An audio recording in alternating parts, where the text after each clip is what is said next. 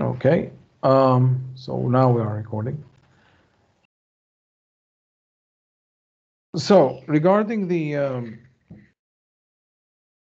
last classes or the last classes, Dennis actually uh, have actually held a class on in-memory database and other things besides that, and he actually modeled the classes in a certain way that looks a little bit more, I would say. A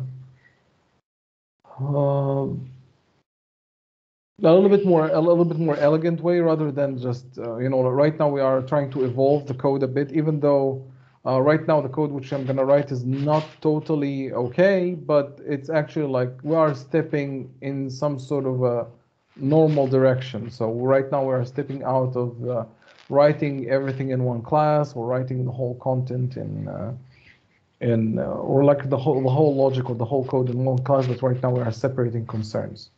Not only that, um, if you look at the calculator task which I've given to you last time, and I've received emails and I've seen applications from other people, and it was actually quite great what they have done so far. Like they have made complete full-fledged Windows Forms calculator, which was excellent. I really admire the effort.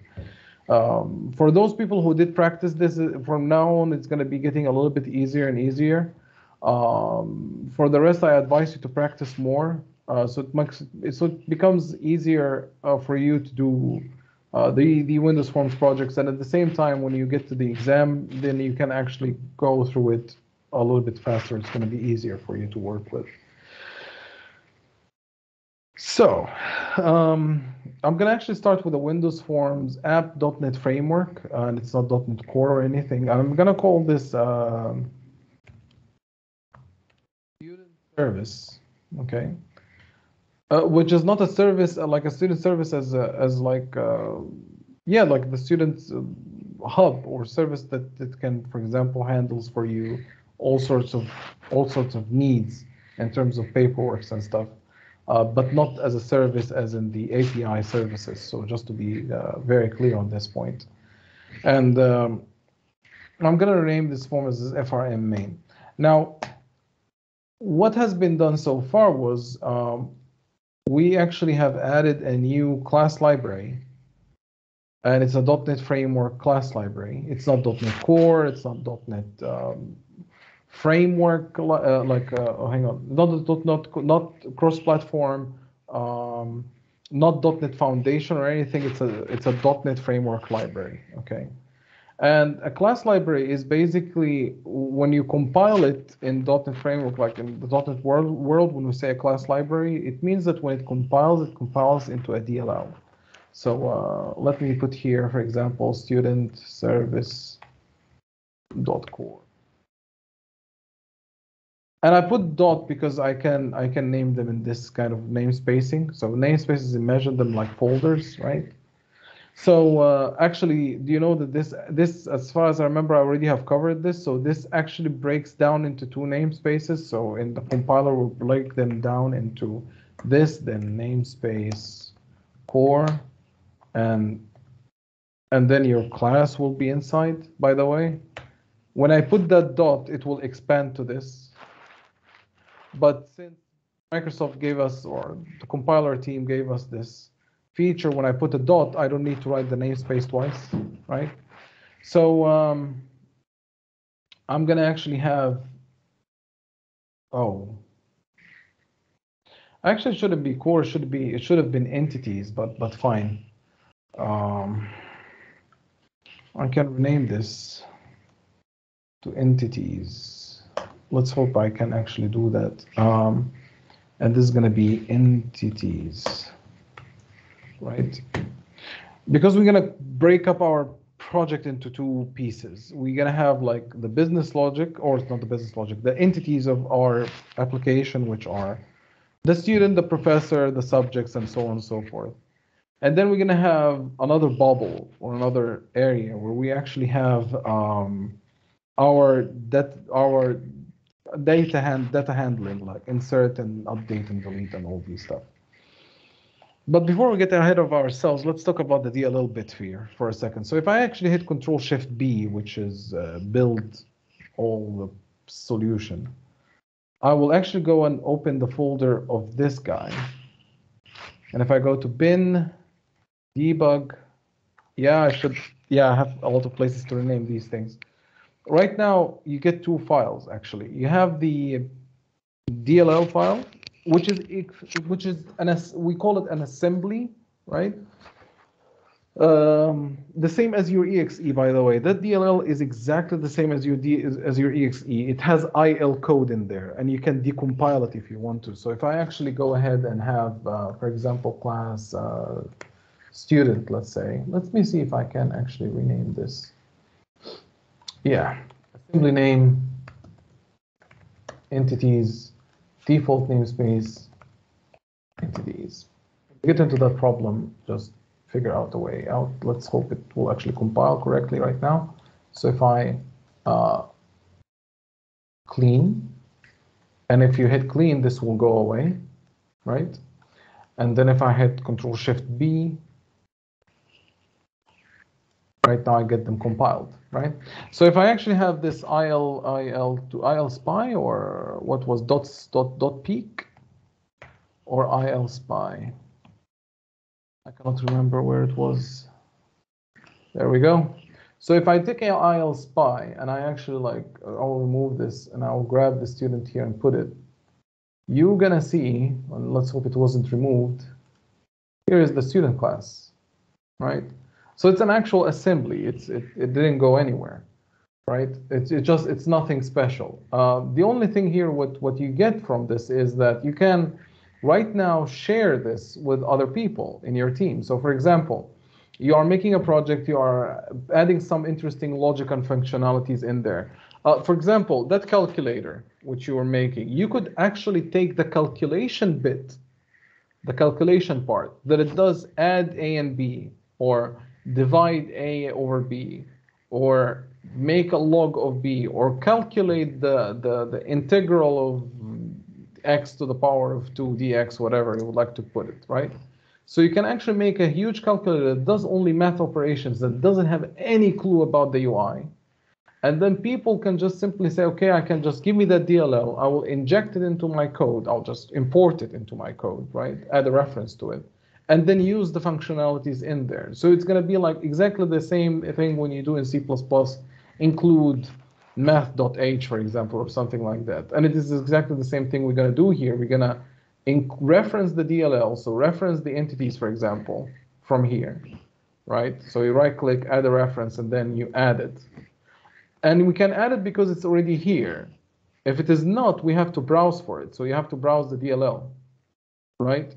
So if it wasn't there, we have to look after the DLL and see where it is in the hard drive, double click, you load it. And as you can see here are the compatible files. So that's one thing. You could actually take the DLL, send it to your teammates, and your teammates can actually start using it. So they don't need to have the student service.entities project as in that project injected into their solution. Just simply load the DLL and done. Now here's the interesting part. This PDB file, this program debug database file, or the portable debug thingy, this one is very, very important, because right now what you could do is, let's say here, if I have, for example, I will add a reference first. So I'm going to add a reference of a student service from my projects in here. I will add this. I'll hit OK. And right now, this guy has been included here. All what I'm going to do is saying student. Hang on. Yeah, let me rename this too.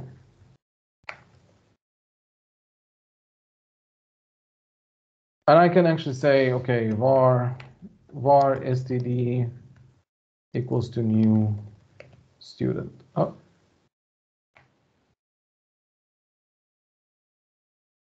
And I will include that. And I could include it because I just simply said add right click, add reference, and I added that entities inside the Windows Forms. Now I can take this out and we're good to go. Okay, I'm just minimizing the code so you guys can see. Now, I can actually right now, if I hit F9, hang on. Let me try to make this a little bit more interesting because I cannot step into something that doesn't exist. So I'm gonna have here a console.writeLine, whatever. I'm just gonna leave it like so. And I'm gonna add a F9 here, right? And I'm gonna hit F5. So right now I'm stopping right here, okay? So this is it. If I hit F11, whoops. If I hit F11, I step into the class. So I'm stepping into the details of this class, which is normal. It's okay, right? But if you have a DLL and you don't have the source code, you're gonna need the PDB file so you can step into a compiled DLL. So that's a very important thing because you're gonna have IL code in there. The IDE has to decompile the DLL so you can actually step into it. And some cases actually the compiler doesn't even allow you to do that. So in order for the compiler to allow you to do stepping into, you're gonna need that PDB file attached beside the DLL file so you can do it. Now what is the content of the PDB file? It's just probably, as you can see here, just a binary file. Okay. So so now that's out of the way. Now you know what a DLL is and what a PDB file is. So when you see it, you know what it is. By the way, sometimes people attach this in production. Usually they don't attach this in production, but sometimes some people attach this in production so they can get better error messages, nothing more. But it's another story. But at least you know about this PDB files. So this is very, very important. Okay. Now, obviously, you need to set it up in a certain way. I think not this debug. I think not this. Hang on. There was somewhere. Aha. Portable. This one you need. In order for it to be able to, like you attach the DLL with the PDB files. This is advanced stuff probably for you, but this is good to know about them in case you would like to debug things or debug DLLs that come to you like without code and anything, and you need just the PDB file so you can step into them for any reason. So now you know about them. Okay. Now that's out of the way. One of the things that you need to know about as well is that you cannot have a circular dependencies. So for example, a lot of people did this. They just simply say, okay, I'm having a class library here. So this guy, this entities has to know about this. So people just come over here and say add, and then they add this for no reason whatsoever. And then they trying to hit okay. And then Visual Studio complains and says you cannot have a circular dependency. Whenever you have a circular dependency, it means that you have one guy is referring to the other guy, and the other guy is referring to the first guy, right? So this is what you don't need to happen and shouldn't happen. So please try to figure out the direction of the dependency which you are trying to make, and just hold on to it. Now that's also out of the way. Let's add a couple more classes, shall we? So I'm going to add one more class here. I'm going to call this a professor. And I'm going to have, it's going to be public class, because if you don't make it public, it will not be visible. I'm going to actually have the student here. Now, one of the things which we need to have is entities, like we need an entity, and you're going to see in a second why, but I will actually add first the student, so it's going to have email and then public. For some reason it just went bananas on me.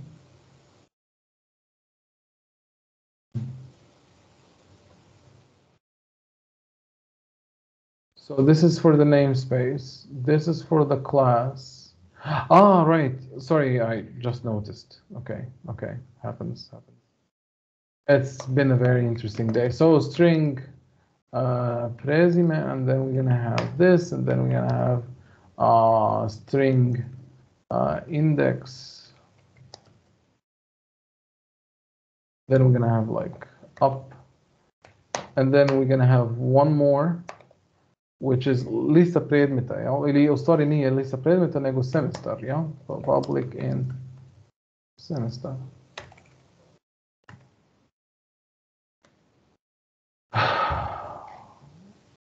Hopefully this is it. Now that we have actually an index, the name and the last name and the semester, now we can actually add one more to the professor. So he has, oh, actually here's one neat trick that you can actually utilize. You can actually have a string which actually gives you a get which returns return email.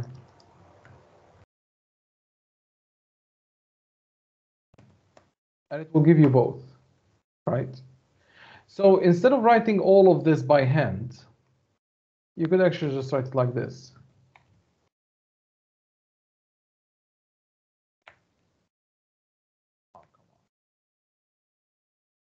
There you go. So instead of saying get, return, blah, blah, blah, just write it that way. An expression body, it's called. Okay, so that's that, and that's pretty much it, I think. Professor is going to have a, which you can see actually can be resolved by inheritance, but for now let's play this along. And right now we need to know the list of subjects which he teaches, which requires us to have a list of subjects. So admit. Then we're going to have a public class. We're going to have a public string. Is it admit?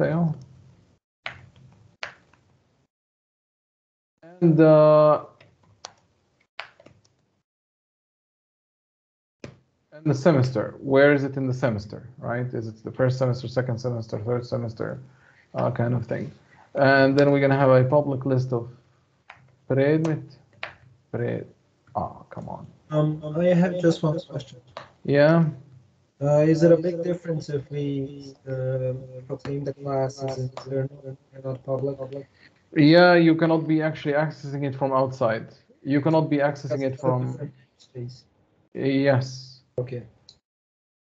It's like a private variable. Like think of it as a private variable within a private property in a class. Okay. All right. So in the constructor, I'm gonna just simply instantiate this, because if I don't, it will be a problem. I'm gonna have a null reference exception here, so I'm just gonna leave it there.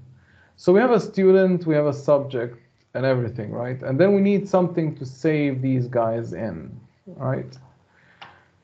And in order to save those people, what we're gonna do is we're gonna add a new project. We're gonna add another bubble. So if you think about it, class libraries,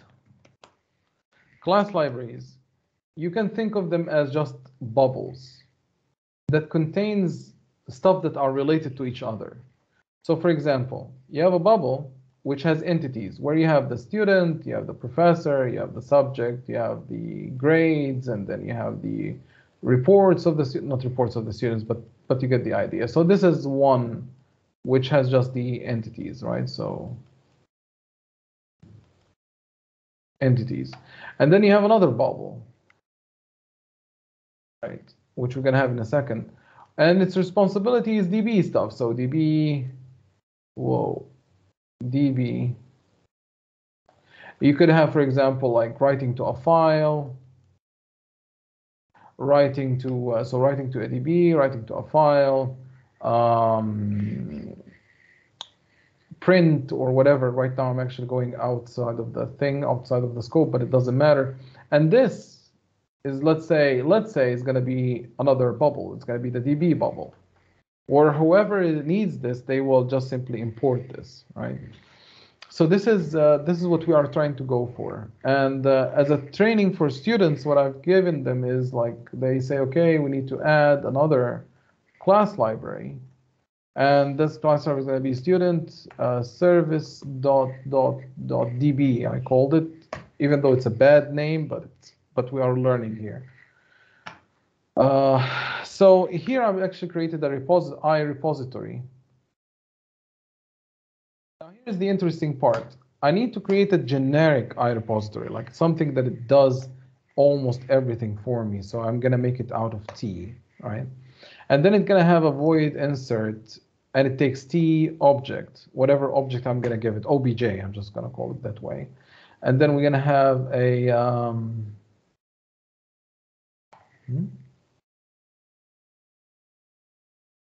oh, right, it's an interface. Oh, this is an interface, if I know how to write interface. So we have interface. Also, we have insert get by ID, which will actually do, for example, it takes int ID, and then you're going to have a void get all, which just simply, not void, sorry, it will return actually a list of T. Usually you return an interface type, but not to complicate things. This is what your interface, this is what your contract should do. Insert, get by ID, get all, and let's call it a day for now. Many other things can be added, but we'll keep it this. Now here's the issue though. We needed to, whenever you're trying to implement a repository right now, so if you, let's say you would like to add a class, which is going to be repository, which will actually implement that interface, so public class repository of T, right, which will implement the iRepository of T, right? And right now you need to implement all this, isn't it? Now, this is not an issue because you could actually say public list of T entities repository, or entities, let's call it that way, equals to new, actually, and this is it, with a get and set. And this can be private, actually, it shouldn't be public. And then in the constructor here, you could actually have entities equals to new list of that, and we are good to go. Right now, you just simply instantiated this and nothing more.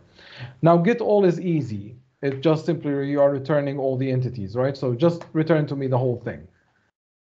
And you could actually write it in that way too. So you could do it in an expression body. So list of T, get all, and you can write it that way too.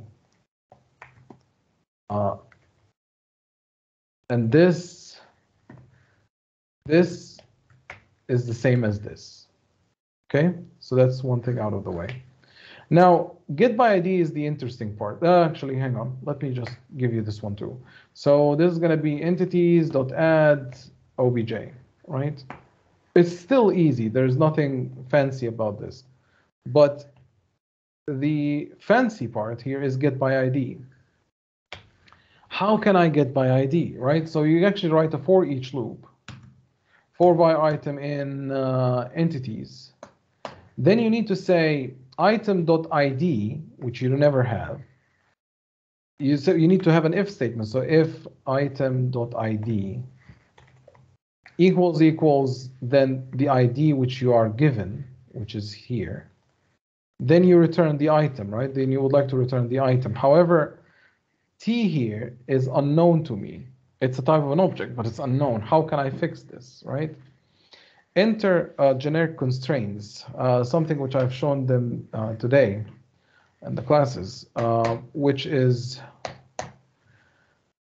if you look at our entities here, all of them, they share one thing. All of them are going to be in the database, right? So I can actually add a new class.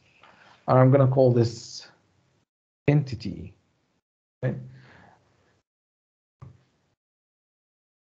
And then what you could do, you could have a public int ID. Whoa. You could give it like capital or small. I mean, it depends really. It's up to you. And right now, every class inherits from entity. Entity, and this becomes entity, and this becomes entity as well. By the rules of inheritance, entity actually should be like you, everybody, each one of those guys should be having an ID right now. So Predmet has an ID, professor has an ID, student has an ID, okay?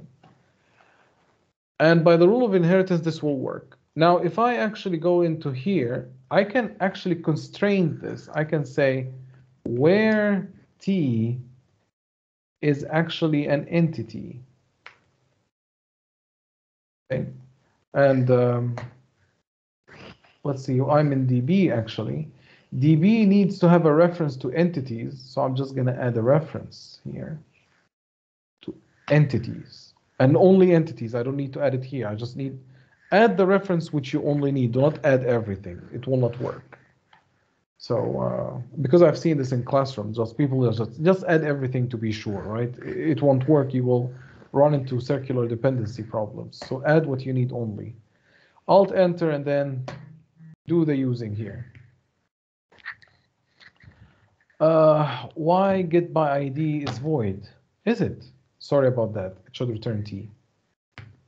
And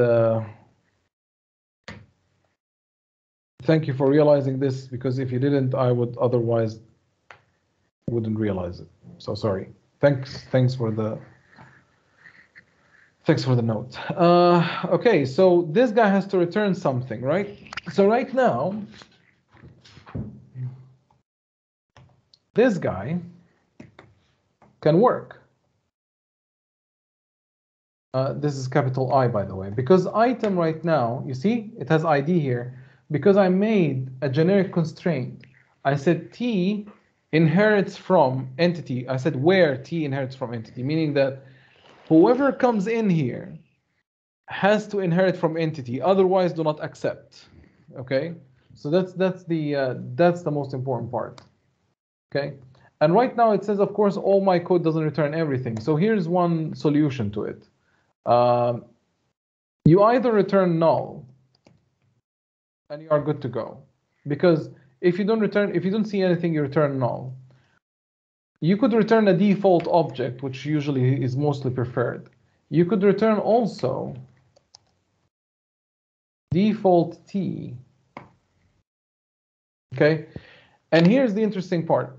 Default T will work like this. If you have a list, if you have a repository of classes, let's say student class, professor class, or anything, the default of that T is going to be null. So if you have a professor that doesn't exist, when you say return default T, it will just simply return to you null. However, for a struct is a value type. You cannot have it nullable. You will never return null. So default T will work for it too, because if you have here null, if you put here a struct type instead of normal reference type, so if you put here a value type instead of a reference type, you will run into an issue where this will not compile correctly. This will actually, you will have weird exceptions. But when you say default T, it will say, okay, for structs, I'm going to return a default value, whatever the value is. So if you have an integer, it's going to be 0. If you have a student, it's going to be whatever the default student is going to be. But if you have a class, it will return null. So that's why I just simply put a default T. But if you get confused by it, I'll just simply comment this, and I'll give you just return null here for now. So you guys can have just this as a reference, okay? Any questions so far? No, everything is clear. Okay. So right now I made a repository class that handles any entity that gets in there. So if I wake up in the next morning and I'm going to have I don't know, we will not have a professor, or we have a professor, student. We could have, for example, employees that are doing that are working, for example, in the student service. They are not They are not professors nor students. They are something. They are something else in our business entities, right? Like employees, for example. It will also work. Okay, so that's that. Now I'm just gonna have one more thing. I'm gonna add a new class. This is gonna be in memory DB, which Dennis had, and it's gonna be public static class for now. By the way, none of this is production ready stuff. Some of the concepts may be, but we are learning here, so expect very bad design code. But so far, this happens probably in production, but in a little bit different way. This is for sure happens in production like this. Maybe some sort of a form of this, more or less, because I've seen these stuff are a little bit more elaborate, much more better written. But we are learning here, so just to keep things in perspective. I don't want to see this in Reddit /coding horror or anything like that. Programming horror, I think it's called. And now I'm going to have a public static repository of student. And probably we need to include this as well, so entities. So right now we're going to need to have a repository of students. I'm going to call this student repository get and set. And because it's a static class, I'm just going to instantiate it right away here. Because I'm going to instantiate, I mean this. Static classes do not have constructors, by the way. So just for you to know. And I'm just going to do the most evil thing ever. I'm going to copy paste stuff. Copy pasting is the source of all bugs. Professor, io ovdje isto profesor. Ovdje će biti student, nije student, kako se zove tu? Predmet, ja. And we have, there we go. And this is going to be predmet. Okay. So right now, the moment you compile your application, the moment the application runs, or it's compiled, but you give to users, double click runs, this will be instantiated once and kept in the memory. Okay. So that's why you have to be careful how you use static classes in terms of big demanding applications. Okay, and then we have, so this is actually done. At least this part. I'm just trying to double check my grounds here. Okay, so if I actually have, like, I'm gonna give one single example here. So button, there we go, 4. And this is going to be, let's say, add student. Right. I'm going to have here a text box, another text box.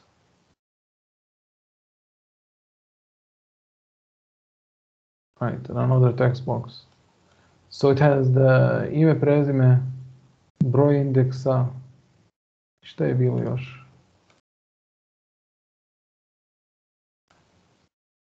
Semester, yeah.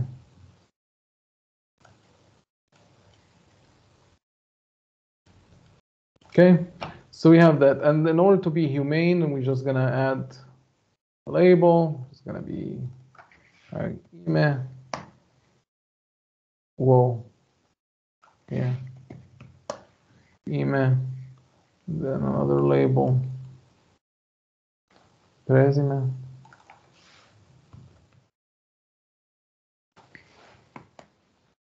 We need just to make this a little bit farther. And we could like drag these guys down actually. because we could actually have Roy index da bude prvo, ja? Op.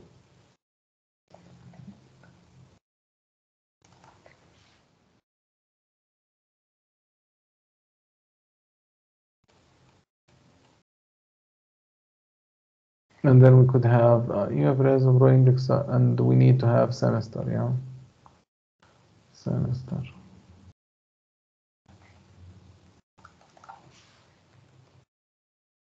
And this will apply for professors and everybody else, right? So I'm just gonna push this thing here and try to push this to the top and delete this. Actually, you could even take the extra mile and containers, and you can take a group box, and then you can say this is gonna be not the name, but I need the title. There's gonna be student operations, whatever you would like to call it. I'm just pulling things out here. It's just a group box, nothing more. I'll just simply drag it in here. So right now, you know, you can drag it around. So if you compile and run this, it becomes like this. You have seen this before, I think, in applications, right? Maybe I will, okay, we have weird distances, so let me just do this, and maybe I will extend those people a little bit. So right now we have a little bit normal UI, besides the craziness with crazy code, I mean. So I'm gonna call this student service for now. Later on, by the way, we're gonna add to Dennis's project. Right now we are just experimenting here. So the next class, we're gonna have to add features to Dennis's project, okay? So that's one thing. Now, if I'm trying to add a student, what I'm gonna need to do is pick up the stuff from here. So txt Broy index, you know, and then it's gonna be here. It's gonna be ime txt ime. There's gonna be ime, and there's gonna be, and there's gonna be btn add. You see how crazy it is? Like, sve šareno, no, add pa student, pa prezime, pa semester. It's like, it should be all unified, by the way. Ako hoćeš da pišeš pdf, nek bude to stvarno normalno malo. Dodaj. Since kad smo krenuli ovako, nek bude normalno. So right now we're gonna have to create a new student. So we need to grab the data from the form. So I'm just gonna have this private void grab data, right? Which will return for me a new student. And its job is just to pick up the data from the text boxes. So I'm just gonna say var student jednako new, has to be small, I think, jednako novi student, and then in here I'm just gonna say, so the ID, I could have actually like, I should get the last ID and add to it, but for now I'm just gonna give it like,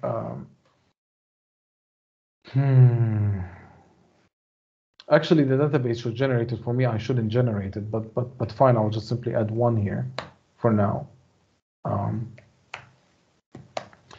And then, or actually I could do this. No need even for a static.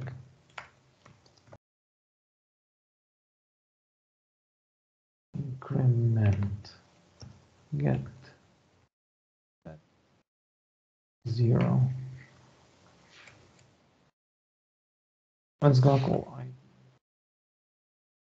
And this is going to be like this, and it's going to be pre-increment, not a post-increment, because this guy, or actually if you want to, we could just simply say 1 and this becomes plus plus. I mean, it goes both ways. And then we're going to have ime. Ime is going to be like txt ime dot text, right? So you need to have that. Then you have, of course, right now we don't have any validations yet, but I will leave validations for you. Equals to txt presume dot text. So as an exercise, you really need to put error providers in there. So ime presume index. Index you can actually like txt indexa dot text, because our index is like mixed between, it's alphanumeric, so I will just leave it as a string. Semestar jednako, sad zavisi ono u koji semestar će biti, so txt semester.text. Okay? And in fact, what you could do, just simply return this. Now, before you return any of this, here you have to do semester ti je broj int.parse. And we need to make sure that the text box accepts only numbers. So here it's going to be like to do handle errors, handle invalid input errors. Okay, znači use error provider. There we go. Then I already have covered it. So right now, what I can do is just simply say the DB actually. So in memory DB dot. Oh yeah, right. I need to add a reference to student service DB. So I'm just gonna. Actually, you can do this automatically right here from here. Visual Studio will do it for you, but let me do it in front of you so you can remember. So right now I have reference to student service entities, but I don't have a reference to the DB. So add a reference. I'm going to add the reference to DB and say, okay. And right now I can actually have a using, and I'm saying student repository dot insert. And then I say insert whatever data has been grabbed. This will call this, we'll take stuff from here, we'll insert it here. If you want to, what we can do to check if everything is sane, so we call it a sanity check. Whenever we add a student, we have message box.show, and I will say number of students registered /n. Plus we can say, for example, in memory db dot student repository dot get all dot count, because get all returns alt F12. Get all returns all the entities, right? If you want to, you can actually go to implementation. I think it's written somewhere here. Peak implementation. Oh, there you go. Control F12. Go to implementation. So I can go. Oh, come on. Okay, sorry. Let me actually go by hand then. Yeah, it's actually the implementation. Yeah, you are having a repository of this one. Yeah, sorry, my bad. So basically, you are returning a list of entities, which is right now a list of students, right? In this case. So if we test this. So broj indexa something. So eBay 10099, whatever it is. And then email is going to be someone. And then presume is going to be another one. And then semester will be 13, whatever, or 3, 2, 3, 3, and add a student. Right now we have number of students registered 1, and then another student, then gonna be 2, 3, 4. Right now we have 4 students in the list, right? Because I'm keeping adding, and I'm saying, please give me all just to see if this is actually working, okay? In fact, because, okay, we started without debugging. So let me start with debugging. And let us have this input again. So someone, something, and 3. And add a student, and then 1, a student, 2, student in 3. And actually, if I just simply put F9 in here, and I just simply say add one more student, I can in fact debug this. You see, here are all the students. Here's the first guy. Here's the second guy with the second ID. Here's the third guy. I didn't change the input, if you remember. I just kept the same input, but just the ID started to change, right? 5. And so on. This is the raw view. This is it. Okay? And this is what we have been doing in the class, but mostly I just simply gave them the nudges, like I gave them the directions where they should go in the class. And the rest of the class, students were just simply implementing things. So I just told them, okay, you have an interface, you're gonna have to create these methods in there. And then I told them, okay, once the interface has been done, please implement that interface, like implement it in that way, okay? And then they add the functionalities in, so they fill in the blanks. And they fill in the blanks here as well.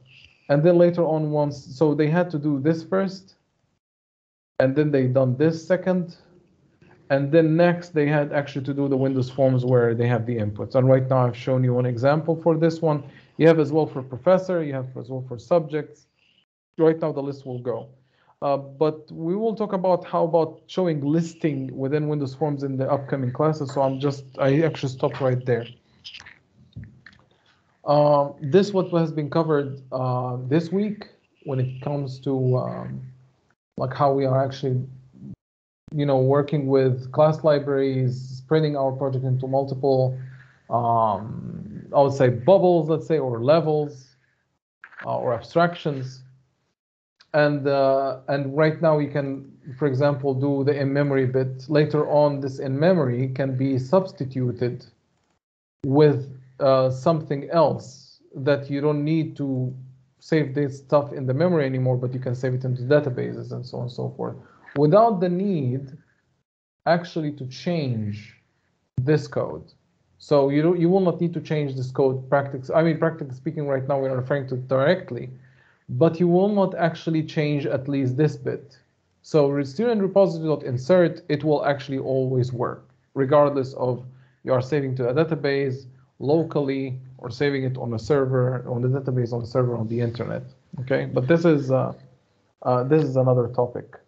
Right now the project will stop at this phase. Kindly again understand and note that we are learning, so not everything is necessarily being done in a best practices way, and it is very important that you get this idea. By the way, one more thing, this actually could have been inserted right here. I mean, if we are hacking, because we are hacking everything right now. Public static.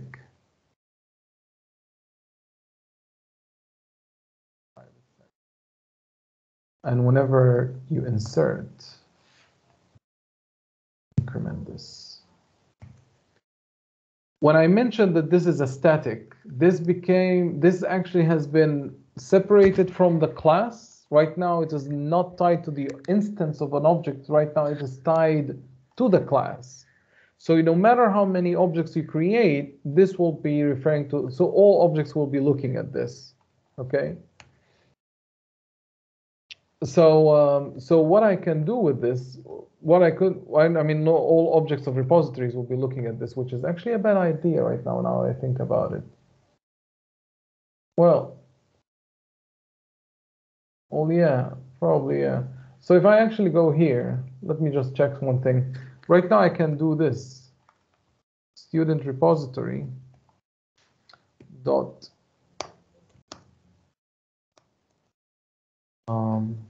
all right, this is actually not, hang on.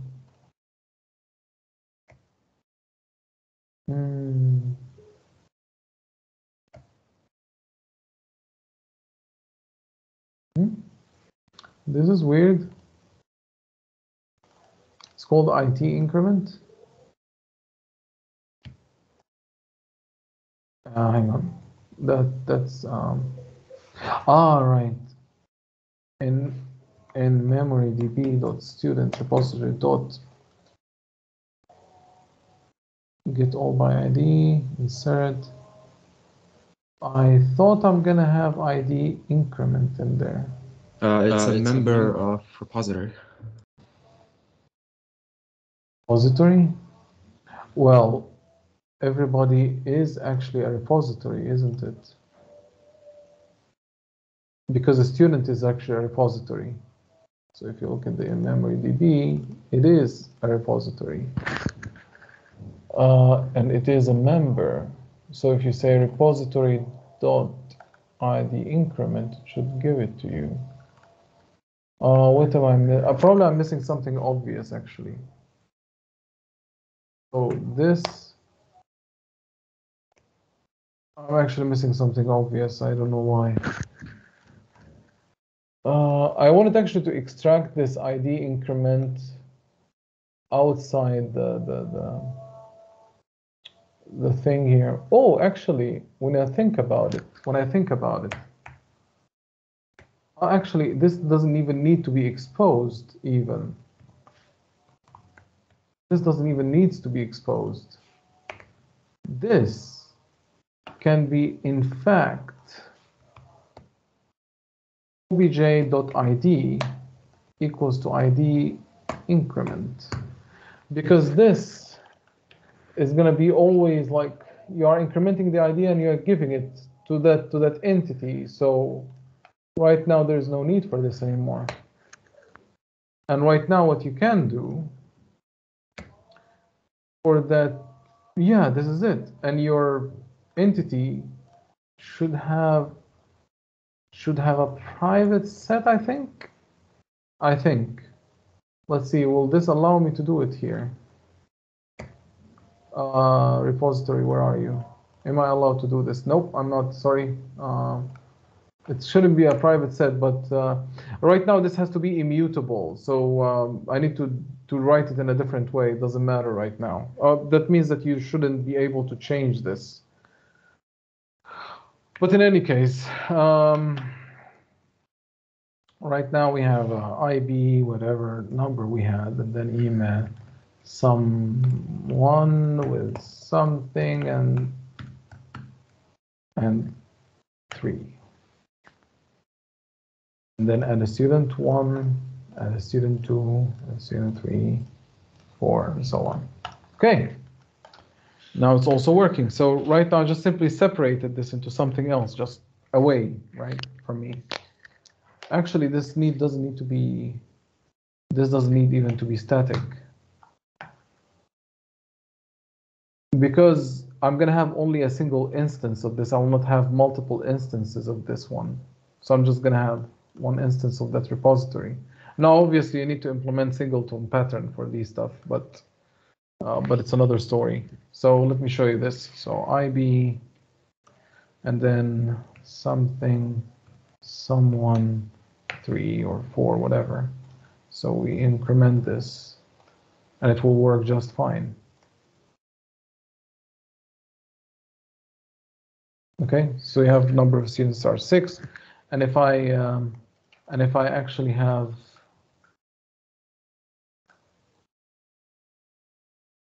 and if I just simply put a breakpoint right here, and I just try to add a student, we should be able to see. Oh, the ID increment is not incrementing actually. Ah, this is sad. Hang on. Insert. Oh, obviously, right. I didn't increment it, sorry. Okay, so F5. It again. So IB, well, okay, whatever, 0. 4. And then right now, we're going to have right now increment of 2, so continue. And then we have number 1, and then another 1. Right now, the ID increment becomes 3, right? So right now, if I look at this, This one has ID of 2. This guy has ID of 1, right? So right now my IDs are okay, are in line. So right now I have just offloaded who generates the IDs for me. And the only thing is, which we need to do is just make sure that nobody else sets the ID, but it's another story right now, making any mutable objects. So okay, this is pretty much what has been covered actually so far, except for this generating the ID in here. I didn't. It just occurred to me live when I'm actually coding, so I've done it here. I'm gonna leave this comment just as a reference, just for you guys to remember this, and leave this as a comment for you guys to remember this. But other than that, I think this is pretty much it. And yeah, okay, I will just stop the recording here.